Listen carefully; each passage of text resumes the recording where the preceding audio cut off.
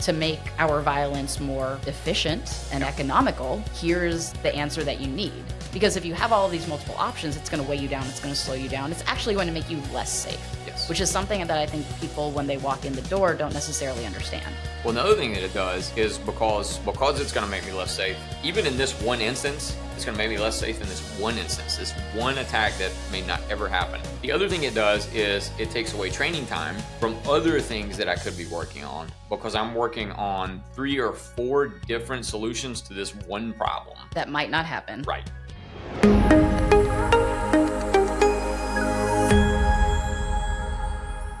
Welcome to the Second Plan A podcast, where we take hard-earned lessons from the mats and convert them into tools for navigating life's challenges. I'm Amber Hoover. I'd rather stick to the plan. I'm Ryan Hoover, and I do things and then say they went according to plan.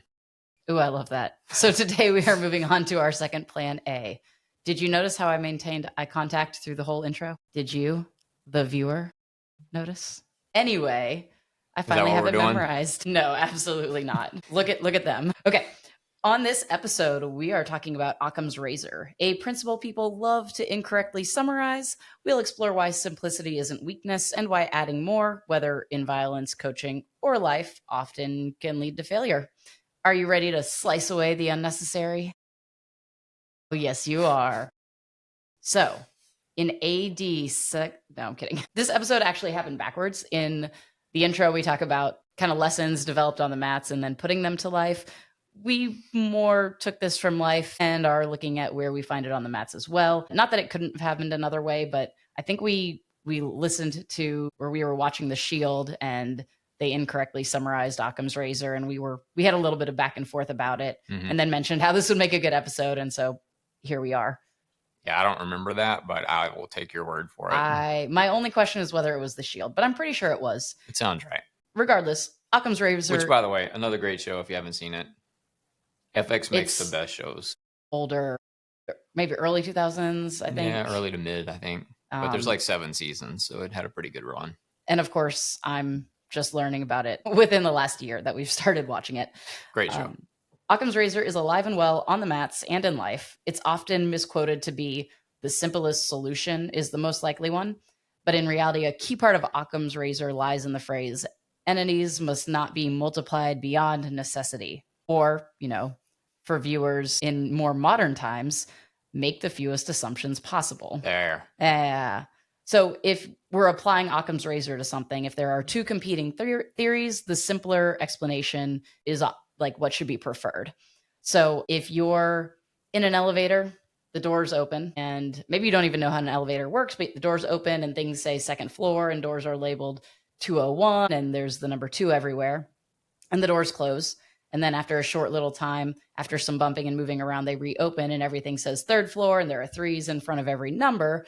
The simplest assumption is that you have moved up a floor, rather than the assumption that a bunch of people came out while you were in the elevator and quickly switched all the 2s to 3s and you're on the same floor and they switched everything. Sure. Okay, that's my fun visual for thinking about Occam's razor. Anyway, in plain terms, this idea of don't multiply entities without necessity is stop adding unnecessary variables and making a bunch of assumptions when there's maybe already an explanation or an action that already works. And so in fighting, we do this all the time. If somebody is trying to punch me, rather than I should say we should do this all the time, rather than assume what next punch is coming and how they're going to move and doing a complicated blocking system to deal with that punch and their next 3, a quick, let me cover what they're trying to hit is usually one of the best options of a solution.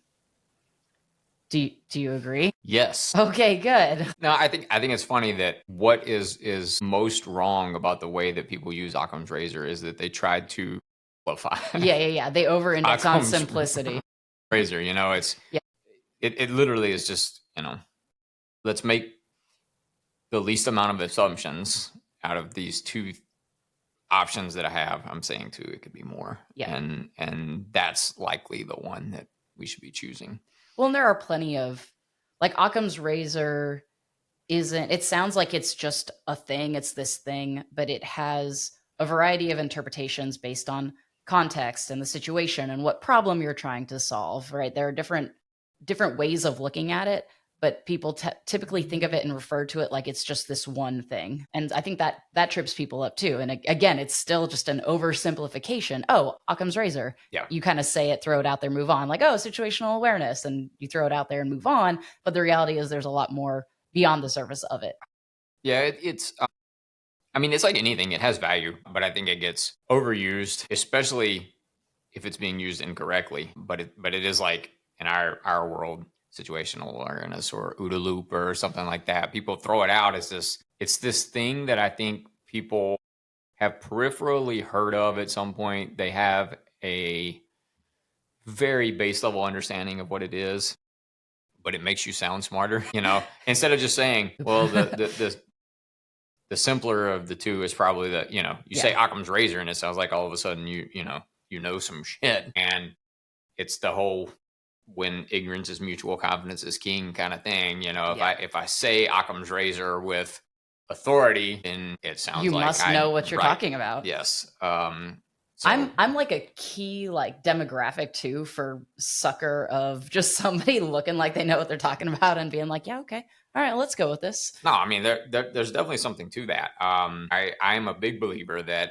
for the most part, if you're able to act and look like you belong, people won't question you.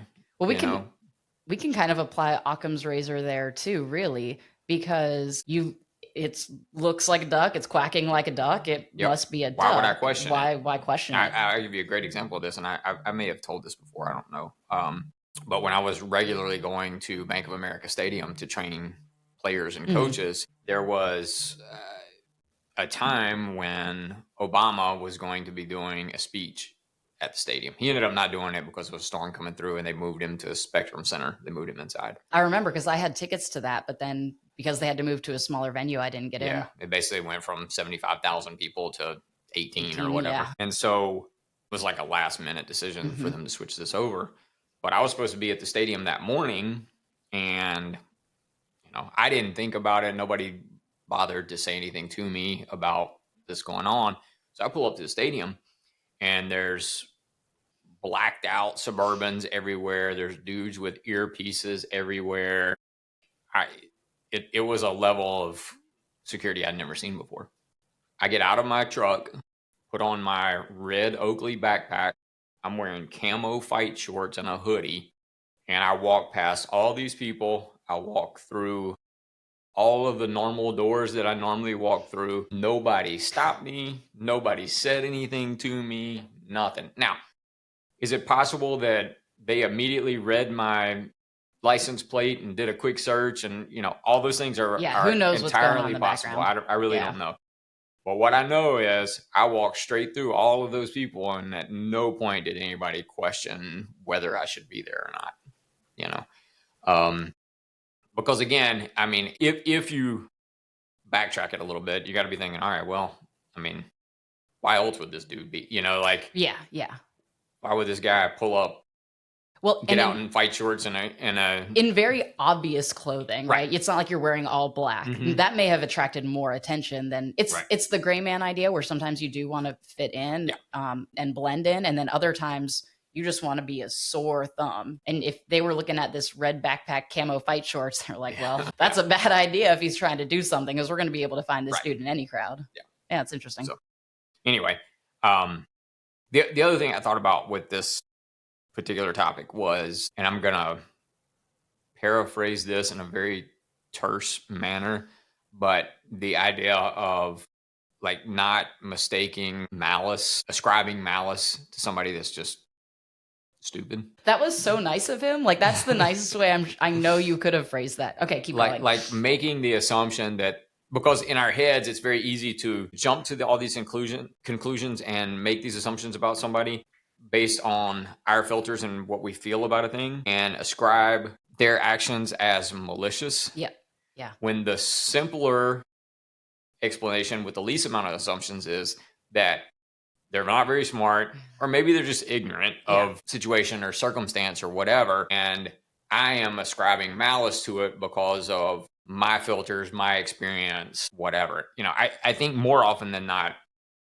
when people say or do something that someone finds bothersome in some way, it's probably not malicious in intent. Right. It's that they lack information or they're just not very smart. It just is what it is. Like, Yeah. There are people that are not athletic. There are people that are not smart. Yeah. Like, it just is what it is. And I'm not claiming to be smart or athletic. I'm just saying I recognize that I'm not great at math. There are other people that are great at math. Yep. I'm not very tall. There are other people that are tall. I'm not great at reading a room. You know immediately what's going on. I'll give you a good example from our experience, and I'll let everybody decide if I'm ignorant or stupid. It was around Halloween time, and unbeknownst to you, I had done a workout that was like 6 reps of something, 6 reps of something, 6 reps of something, 6 rounds, like playing on the 666 motif, just as a fun, like holiday related thing. And I had sent you a picture of somebody else who did something similar. And you were like, oh, that wouldn't go over well in Gastonia. And I was like, oh my God, why? I just did it. And obviously it was okay, but somebody could have attributed that to something very malicious on my part, worshiping the devil or like anti-religion or whatever. And it was just a fun way to celebrate the holidays and disguise how terrible this workout was. By no means did I mean to, be at the sign of the Antichrist or whatever, like I wasn't making a statement. It was a fun Halloween experience. And so it was really funny but somebody else maybe could have come in there, ran that same workout, and it could have been taken a different way. Like people know me. So when we're talking of Occam's razor and simplicity being not a word that can't just stand alone, because there's layers to things. And the simple assumptions for what I was doing were she was trying to make a fun Halloween themed workout. But there's still a lot of layers that go into that versus making assumptions that I'm making a statement or, know.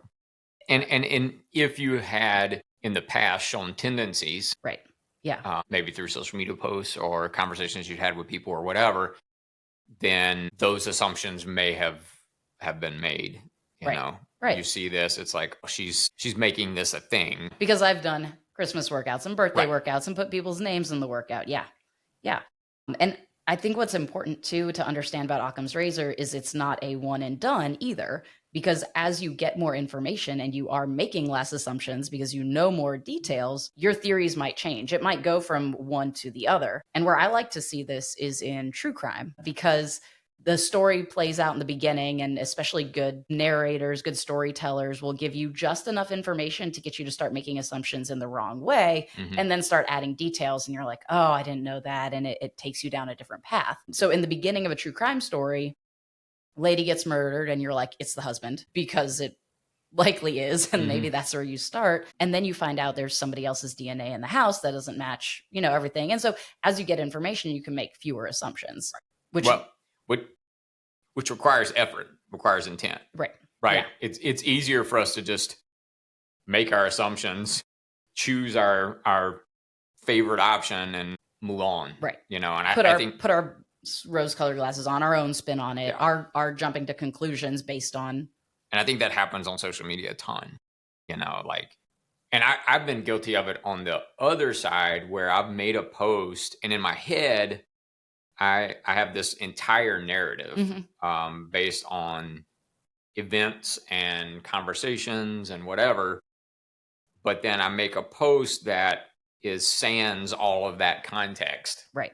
And people are like, what the fuck? Like, I can't relate because I have never once said anything while thinking of a whole narrative in my head. And by that, I mean, it's every day. It's multiple times a day. Many times a day. Well, we can literally be having a conversation about something and she will say something and I'm like, what? Well, but that's not even remotely close to what we were just talking about. Where did that come from? But I'm like, but we were talking about the blue bag, which I last saw at the center, which was next to the heavy bag, which was missing a husky strap, which is why I'm telling you to go to Home Depot. And that made perfect sense in my head, and I can't believe you didn't follow that. She shared a screenshot with me on my way here of a conversation with her and her mom, and I almost had a stroke reading it. I'm like, what is happening right now? Like, this makes no sense whatsoever. I'm pretty sure her mom predicted someone passing in the text. Like, I'm like, what is going on? The S and the D should not be so close together when you have something like passes or passed. Yeah, But that well, was I think she hilarious. cursed somebody is what just happened. So Watch your grandmas, everyone. Just never know. Okay. I feel like we will come back to life plenty, but let's go ahead and move this to the mat because I gave a very kind of throwaway yeah, using a quick cover defense as a solution to a problem. But we see this everywhere from students, from actions to coaching, where Occam's razor can be applied. But I'm going to make you start. well, I think coaches, as a rule, especially newer coaches, tend to overcomplicate things, give too many layers to a drill or a technique or whatever, in the goal of, sometimes I think it's to prove that they belong and they know what they're talking about and whatever. Sometimes it's for the gram, like To stand and deliver, to be put on a pedestal. Yeah, I mean, there are definitely times where I see drills and I'm like, there's literally no reason to do this drill. From a purely just pedagogical standpoint, there's no educational benefit to doing this. It might be fun, and that's we've talked about that before. That's okay. Fine. That can be a point. Yeah. But I think it's mostly just, well, this is going to get me views. Yeah. Or this is going to get my students thinking that I am something beyond what I am or whatever. I think being able to teach, coach, deliver information with the fewest amount of words and the fewest layers of complex drills and moves and movements is the sign of a really good coach to me. I think, especially for newer students, that don't have a big toolbox, that don't have this plethora of information to kind of draw from. You want to let them acquire that over time. I think newer coaches have a tendency to have this urge to give them all the information right here, right now. Yeah. And I think it's counterproductive. They're more likely to learn less. I do think it comes from a good place. It does. Because they're thinking about all the different ways they've messed up and the things they've been told. And I think on some level there is a competing theory of like, well, do it perfectly at the beginning so you don't get a couple years down the road and then you have to fix this little thing that you've been doing wrong. People are wrong. I agree. I think that's a whole discussion for another. I understand it. And if we were coaching only 6-week programs or something like that, where I am teaching more for a sprint than a marathon, then we're going to have to drill down and get really technical and make sure that but we're going to really have to narrow the focus of what we're teaching. Teach. If you're going to have to get everything perfect. That's right. Yeah. So in 6 weeks, we're going to learn 4 things. Right. You're going to get as really good as possible in 6 weeks on these 4 things, but then that's it. That's funny because the example I was thinking of in my head was working with elite athletes who understand that if you're trying to work at it perfect from the get-go, you're going to have to put a lot of, call it what it is, really boring reps in on being perfect and precise through every time. You're not going to get a great workout out of each of those classes because you're not going to be able to push until you know it well and it's under your, in your body. Kind of like when you're learning a musical instrument. You don't get to pick up guitar and play Stairway to Heaven.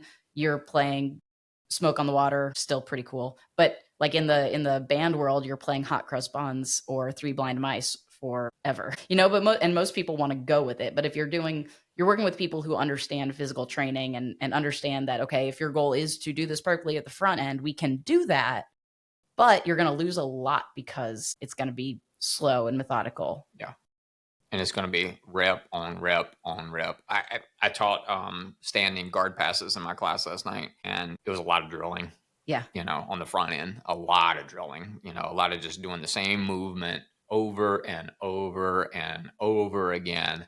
And then I'm telling them, but look, I want you to touch and go, like we're gonna rep this so you get the feel of what we're attempting to do. But I don't want you lingering here. I don't want you, I want you to be dynamic and explosive we're going to rep this for 15 minutes. So. Yeah. I'm going to piggyback off of that and go into your idea of using fewer words. So in my kids class, we're doing a takedown into a standing guard pass. So you're on the ground already. You're able to knock this person down and stand up and get past their guard. And we've been doing it for a while. And it always takes me a little bit to get into the rhythm. We've been doing kickboxing. We actually did kickboxing for about 9 months, which is a long rotation for us. So it's taken me a minute to get into the rhythm that I need to teach jiu-jitsu, because using fewer words that will stick with the kids is so important. Yeah. So when they take their partner down and I talk about hanging onto their leg and not just completely disconnecting, I talk about hanging onto that leg, lifting it up, and I'm like, this is your insurance. And we had a little conversation about what insurance is. Yeah. But that word is so simple and quick. And when I hear kids within their groups while they're working, if a kid lets go of the foot, I hear their partner go, where's your insurance? You lost your insurance. Yeah. Like, and that's stuck with them, because it's not, oh, you didn't raise their foot and put it up above your head and put your other hand behind, like, because that's just too many words. It doesn't stick with you. Right. And so there is an onboarding process of understanding what that word means and why. Sure. But then once you get that, it's quick and it happens fast under pressure. Yeah, the time you're spending on it on the front end is going to save you a ton of time on the follow through. Yeah. Yeah, it's like cornering somebody, you know. Like, these things are happening in milliseconds, and if you have to yell out an instruction to somebody that is 16 words long, that moment is past, and there are 4 more that have already happened. Right. You know, so there has to be this kind of shortened, you know, dialogue coded kind of thing that you have with your athlete that allows you to get there faster. It's Karate Kid, paint the fence. Yeah. You know? Yeah. Yeah. They did a lot of things right in that movie. So we've talked about fewer words, even fewer drills. Like, you don't have to just do all these crazy things. Like, there are some very simple, clear things that work. Ross Enamate, who boxing coach, I came to know him 20 years ago through a lot of like the functional fitness work he was doing. And have you met him? No, just talked on the phone, email and talked on the phone. Cool. And one of the conversations that we had, and I don't remember where this originated or whatever, but he was like, look, if you want a really good workout, go outside, run as hard as you can, as fast as you can, for as long as you can, and then rest for a minute. Yeah. And then do that again. And then rest for a minute. And then do that again. He's like, that's not fancy. That's not like, fun. There's no equipment. Fitness, yeah. He's like, fitness is not hard. It's not complicated, you know. Yeah. The things that were valid 100 years ago are still valid today. It's like in our world, pummeling doesn't play well on Instagram. You know, sprint work or kettlebell swings doesn't play well on Instagram. You know, you got to do a kettlebell swing with one arm while standing on a Bosu and catching a tennis ball with the other hand. You know, like you yeah. That's the kind of stuff that people pay attention to. Yeah. Versus if somebody was just showing you how to do a very clean, clinical, technical swing, you know, that's going to get no engagement at all. But if somebody is doom scrolling and they see somebody standing on a fucking Bosu ball doing a kettlebell swing with one hand and, you know, sign language with the other, or what the fuck ever, that's going to stop people, and that's going to get engagement and whatnot. Yeah. And so that's when we talk about, when people talk about Occam's razor and developing that term, razor being cutting through the unnecessary. Yeah. And I know you loved my slicing through it joke in the beginning, but that's part of, like, when the terminology was developed, that's what they were thinking of. Yeah. The idea, the principle of Occam's razor wasn't even necessarily developed by William of Occam that it's referenced to, and he never even said that. And he did, you know, the term Occam's razor came about years after his death and that sort of thing. But that was the idea that they were taking and applying to it. So we, you know, it's funny because we are still in a battle of simplicity versus complicated, and understanding that simplicity doesn't just mean easy or quickest. Right. It means simplest, without assumptions, without overcomplicating unnecessarily. And one of the favorite ways I found it summarized was, it is futile to do with more things that which can be done with fewer. And I'm like, that's fit to fight. Yes. That's literally if you had to ascribe a definition to how we coach, how our systems are programmed, that's it.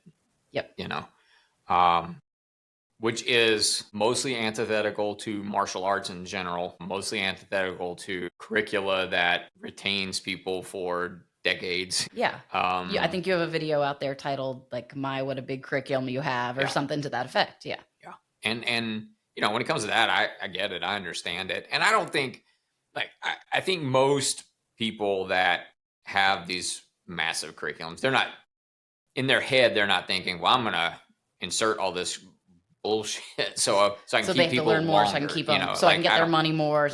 Yeah. I don't think that's the intent. You hope not anyway. Now there's exceptions for They sure. either. I think mostly it's just this is what's been passed down to them. Yeah. And Well, and this is the way you leave your mark is you add more things. Yeah. Which you were like, bet I'm Yeah. going to take away things. I literally That's going to be my claim to fame. Yeah. I literally took a sledgehammer to, The curriculum, the manual. and just, it was like, all right, we're gonna blow these walls out. Like, we'll call it Hoover's hammer. Oh, good. But That'll no, be a shirt. But no, like it's, and I mean, look, we've added things over time. Yeah. But we've also removed things, like it's when it comes to how to develop, and I'm speaking mostly for self-defense. Jeff Thompson used to say, everything that truly works, you can write on the back of a postage stamp. It was like, all right, train all these things, great. But the things that are repeatable over time and are proven to really work when it's not mats, but it's pavement, you can write on the back of a postage stamp. Well, and to quote Grandmaster Bobby Tabata, real stick fight is just whack, whack. Well, if you look at UFC, most of those fights are going to be ended in 3 or 4 different ways. These are guys that know hundreds, maybe even thousands of techniques, but it's going to end with a rear naked choke. It's going to end with a triangle. It's going to end with a straight arm bar. It's going to end with a guillotine. It's going to end with ground and pound. It's going to end with a knockout. It's going to end with these 5 or 6 things. Roger Gracie, get really good at 6 things. You have to go through about 1,000 to find your 6. Right. That's part of the process. But you should still be moving towards the Occam's razor principle of finding the fewest solutions that'll work for the most things. I rolled last night for a very brief time. A guy bounced out for a second, tired, whatever, I don't know. And his partner asked me if I would jump in. And in a 2-minute roll, and I wasn't trying to murder anybody. 2-minute roll, in the first 50 seconds, I hit 2 triangles. From different positions, different places. But it took me a long time to understand that this is my thing. Yeah. Yeah. And now I see triangles everywhere. But you have to start with this really big kind of pie and then kind of chop away until you take the razor to it. Yep. And then figure out, because even if you train jiu-jitsu for 30, 40 years, you can't be really good at all of it. I don't think, different body types, different body styles, and there are things that the whole other person that you're fighting against changes things too. Yes. But there are things that like I'll see 10th Planet stuff sometimes and I'm like, I physically cannot do that. My body will not move in that way. Doesn't mean it's wrong or bad. It just means it's not the right tool for me, So I think understanding how to learn, how to acquire knowledge and information, but then how to whittle away at what doesn't really work for you. I mean, it's Bruce Lee, take what's useful and discard the rest kind of thing is really important. But I don't think you can do that until you put the time in. Right. And when we talk about self-defense, that's where it comes down to us to put the time in and to help others understand what they need to know. Right. And so if we take this back and let them know what they don't need to know. Well, yeah, that's part of it too. It is futile to do with more things that which can be done with fewer. So if we start with just the pluck, for example, you got the pluck out of here and the pluck can work. However, the option that we opt for in terms of choke defense works in more situations, has more scientifically sound theory application behind it. It's literally bone structure we're talking about, not how is somebody going to respond to a kick to the groin or something in that manner.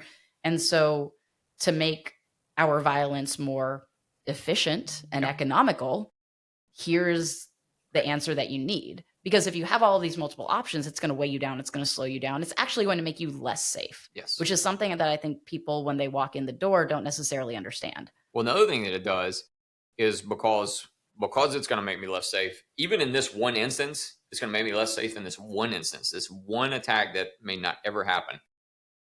The other thing it does is it takes away training time from other things that I could be working on, because I'm working on 3 or 4 different solutions to this one problem. That might not happen. Right. Yeah. So now as a coach, and I talk about this when I teach coach courses, I'm like, look, every time you get on a mat and you teach a thing, you're prioritizing that over everything else that you could be teaching that day. Yeah. You know, and it's okay to teach fun things sometimes. But if your goal is to enhance the survivability of your students, you're going to have to be really selective and really mindful about what you choose to take that time with. And if the average person trains twice a week, maybe it's 2 hours a week, something like that. And as a coach, I've decided, all right, well, I'm going to show 3 or 4 different ways to deal with a 2-hand choke from the front. And this is how we're going to spend half of our class. Right. Am I really maximizing their training time? So I don't know if you saw it on my Is It Self-Defense profile. I posted a story and I mentioned, okay, so I was asking like, do I troll these people or not? Mm-hmm. Because a Krav Maga group posted a video of their students training an advancing spinning sidekick. It is a Krav Maga school by name. I don't know these people. I don't know the school. But I was really tickled by the back wall, giant letters. It said train with purpose, and they're putting advancing spinning sidekicks. Which I'm not even sure what that is. So, and I could be making this up, but they were stepping forward and then turning and then kicking. So they were covering a good amount of distance as they did the spinning sidekick. That's why I added the advancing term. And so I didn't put them on blast because it's not like the instructor teaching whatever this is. Right. It's just a group of students doing what they're told. However, I'm still putting them on blast because that's what they've chosen to occupy their time with. And so if this is a self-defense class and you've chosen this advancing spinning sidekick, which probably never materializes in a self-defense situation, like you have. Not probably. Yes, it depends, but let's be real. Yeah. This isn't a necessary technique. Yes. First of all, if you have the skill sets to be able to do that in a real fight, you don't need that class. No. You know, like, so yeah, I mean, and again, look, I get it. If you want to teach something, have fun, and like, let's play with something different and whatever, that's fine. But that's why we have spirology classes. But if you're going to put that on the gram, you better at least explain it. Yeah. Yeah. Hey, we threw this in today because I had a question about it and we just wanted to have some fun. Yep. You know. Yep. So don't get mad if you post that and it's a Krav Maga class and you've got this big wall label on here and people are like, yo, what the fuck is this? You know, it's the same conversation we've had about other things. Like, I realize that if we post something that is incomplete, and it's going to be, you know, it's going to be incomplete. Yeah. That just is what it is.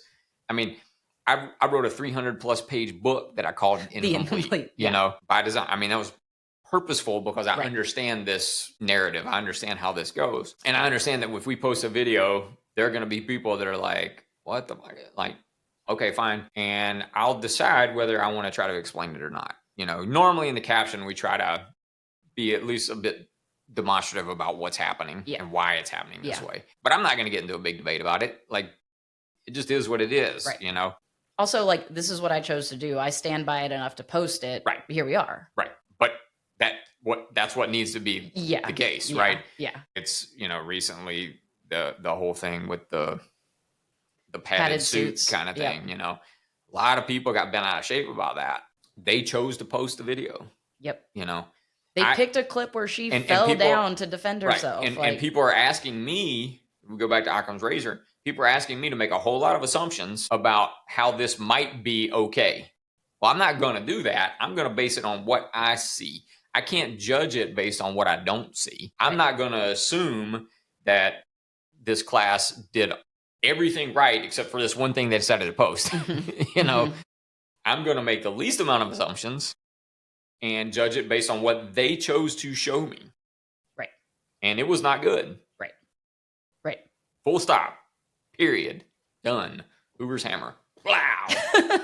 Oh man, a whole new segment. I can feel it coming. Okay, so this whole diatribe started on the idea of the pluck, and I want to move into something that you posted that also heavily relates into this, which is defending knife on the ground. Okay. Yeah.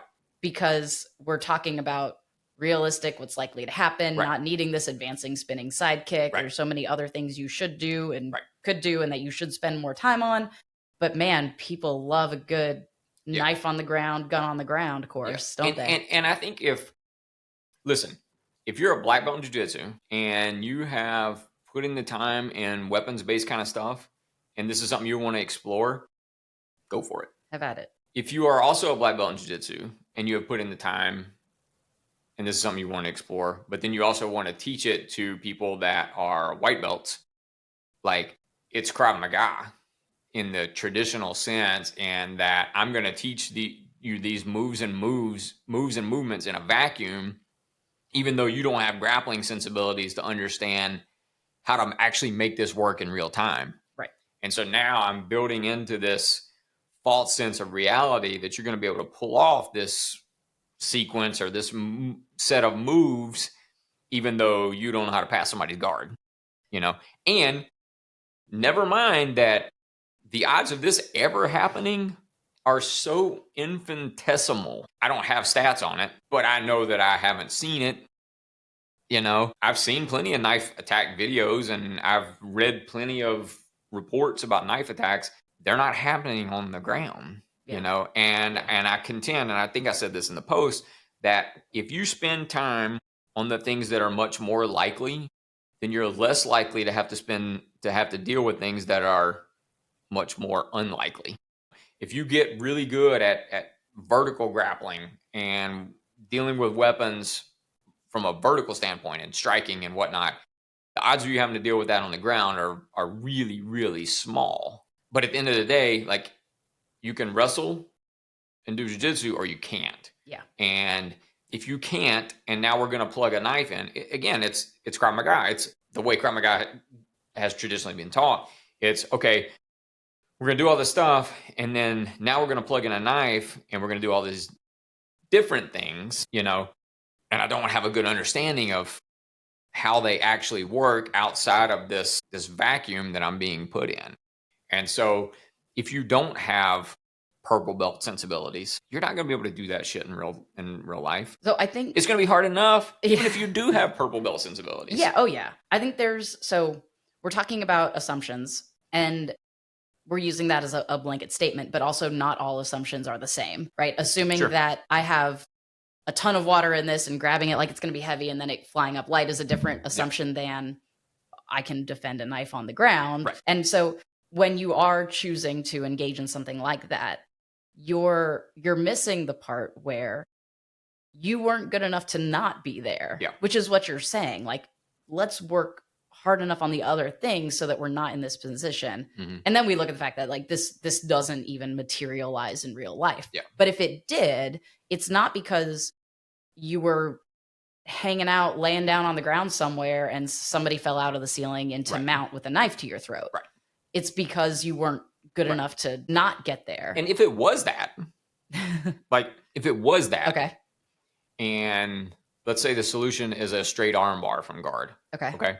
Well, me teaching you that technique without you understanding grappling is useless. Yeah. It helps nothing. You're not going to be able to do that in real time. Yeah. And never mind that now I'm also asking you to understand that if this is for real, you have to break their arm. You have to and then snap keep that fighting thing. them because they're still functioning. They just have a broken arm. Yes. Yeah. So if it's a sexual assault situation, mm-hmm. I cannot be intellectually honest with somebody and say, all right, you're on your back. This person's in your guard. They got a knife to your throat. You don't know jiu-jitsu. Here's an arm bar. Yeah. Yeah. That's not real. No, it's not. But that's not what people want to hear. Right. They want a quick answer right now so they can feel safer right now. Right.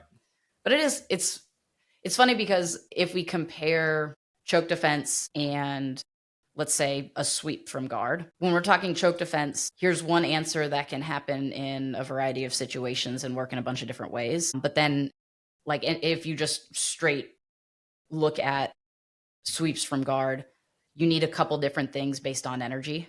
It's not just this is a sweep, this is a sweep, this is a sweep. You could do this sweep, but there are reasons and logic behind it, which are going to necessitate training and understanding and something to front load what we're doing. And it's not that that isn't true with chokes, it is, but this is why being a human is so hard, because we're talking about functionally kind of the exact same thing. Yeah. And in one case, we're saying don't overcomplicate it and have a bunch of options, but we're also saying you need options. Yeah. Well, I mean, even if you take the sweep example, it's not just training the person to do the sweep. It's training their partner to understand what energy is necessary for the sweep to be able to materialize at all. Yeah. Think about the first time you teach people any sort of grappling whatsoever. And if we take the scissor sweep, for example, the way I teach scissor sweep, I literally just have somebody sitting with an open guard and their partner on their knees. And it's like, all right, just flatten them out, put them flat on their back. And they do that for rounds on rounds and rounds, because otherwise what will happen is that top person never follows. And so the sweep never manifests because, and then it's like, well, this doesn't work. Well, it does work. It's just neither one of you understands grappling sensibilities. Yep. And that makes it really difficult. And so now put a knife in there. Yeah. And I made another post a few days ago, and it's like, I basically said, look, if you can't fight one unarmed person in a relatively controlled environment, you're not going to perform better on a bus, in an office, in a parking lot with somebody that's armed with multiple attackers, whatever. This is the same idea. If we're going to add variables without having the foundation that is required, people are going to leave with a false sense of reality. That they're going to leave with a collection of moves. Yeah. And that's relatively useless. Moves are great once you understand how to fight. Yes. You know, but until you understand how to fight, how to move, then techniques they don't mean anything, because techniques are, if he does this, you do this. If they techniques do this, work you and they do don't this. work. Right. And you don't understand when they work and when they don't work if you're not putting in the time especially when it comes to grappling. You're not putting in the time to feel those energies against somebody that's trying to stop you from doing what you're trying to do, and vice versa. Yeah. And then if you plug in something like a knife, which is already like, knife is like the boogeyman in the martial arts world. Everybody's looking for the secret sauce when it comes to knife stuff, which I don't think it exists. The secret sauce is be really good at fighting, and you're probably still going to get cut. And it's still going to suck. Yeah, it's still going to be horrible. It's going to be the worst day of your life ever. Yeah. And I think we do a disservice to students when we take something like that and we recognize, okay, well, they don't even have a basic understanding of how to deal with the standing. Why are we putting them on the floor? Yeah. Yeah. Well, people will come in and they'll ask about starting self-defense. And it's like, cool, have you ever trained before? No. Like, okay, well, we have a good program from Count Foundation. They'll be like, well, do you ever do any weapons defense? Yeah, every day, every class. Like, this is how it works. You need to learn how to punch. Yeah, you need to learn how to stand and move. And I don't know if they don't appreciate that answer. I feel very justified in saying it, that they don't understand it yet, for sure. Right. If they put in the time and effort, they'll start figuring it out. And I enjoy that we do a good job of having newer students. Like, you can take a knife defense seminar, even if you've only been to 3 classes. Sure. You're not going to understand a lot of the things, but you are going to see where the things you're learning in classes, the palm heel strike you're doing, the weird pummeling thing that just feels like an awkward, series of hugs, actually matters. Well, I mean, look at Edge of Reality. If it's a 2.5 day course, we don't touch a knife for a day and a half, 2 days. God, people must hate us. They do, because again, for the same reasons. Yeah. Like, if you can't fight a dude that doesn't have a knife, why are we putting a knife in their hand? Yeah. Yeah. That's not going to make things better. All that does is just raise the adrenal response, and now we know performance is not going to improve. Right. So again, Occam's razor has a lot of understandings. When we talk about assumptions as an idea, there's also probability involved, and there are different things going on. One of the things I want to talk about that I think heavily relates between life and also just on the mats and coaching is the law of least action. And one of my favorite quotes around this was it's from Jennifer Cooper Smith. And she said, "We live in a lazy universe." And I thought that was so funny, especially since we talk about the universe being indifferent. It's not out to get you. It's not doing that much effort. Right. And so the image that goes with this is an arrow. Takes this arced path up and hits the target in the center. It doesn't make a huge curve and drop down to hit the center. It doesn't make a bunch of up and down and up and down and hit the center. It takes a simple path. And when you're coaching, when you're fighting, that's what you should be trying to find. It's not about having a cool, complex, crazy looking thing. I mean, maybe it is if we're talking sport. Yeah. But if your goal is winning and not being flashy, and if your goal is getting home safely, like we're trying to find the simplest path. Yeah.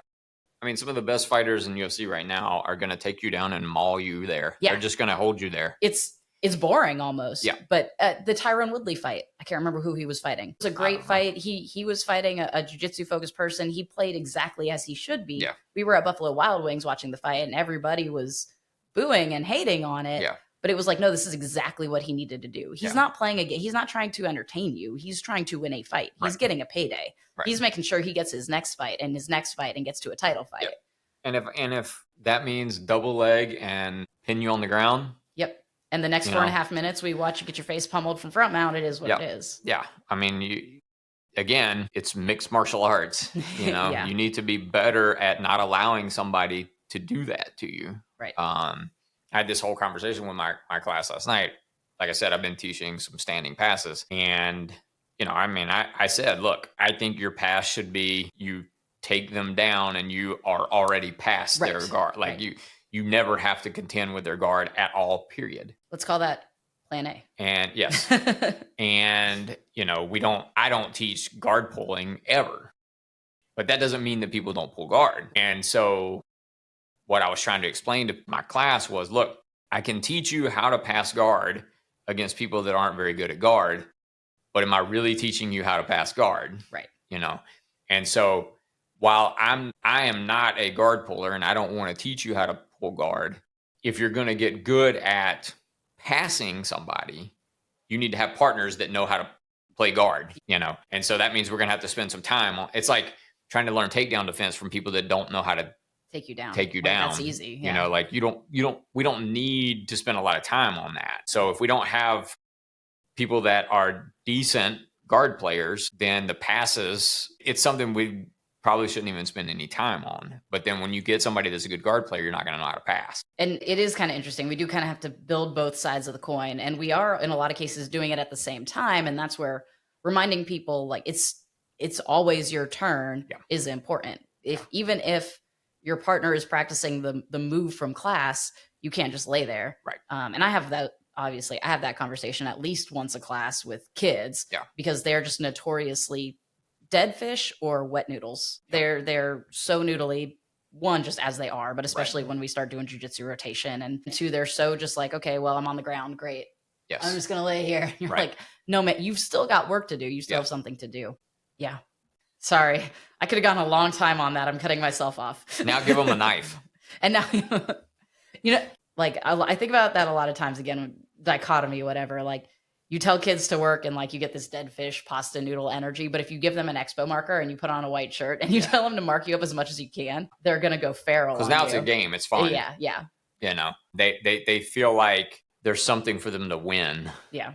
When you're on bottom and your partner is practicing passing guard, for example, it's just like, okay, when's it my turn? It's yeah. boring. And what everybody has to understand, and it's hard for not just kids, but for adults, whether it's pad work or whatever, is it is always your turn. You're always working, not just for you, but for your partner. Because if you're not giving good energy from the bottom side, I don't know if I'm passing guard or not. I don't need any kind of technique to get past your guard because you're just laying there.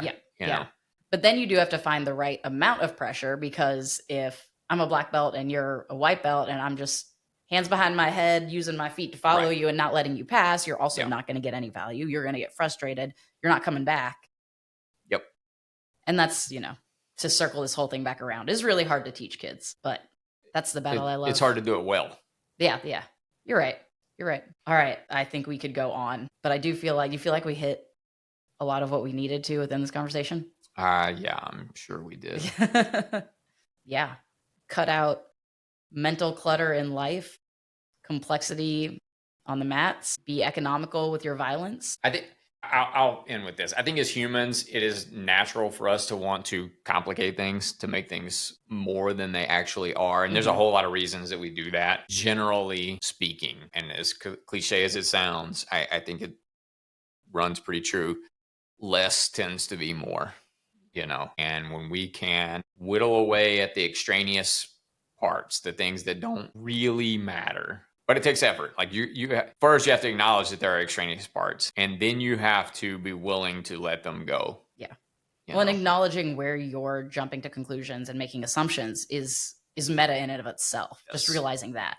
And again, it goes back, like, we're making assumptions based on not the circumstance, but our experiences, our filters.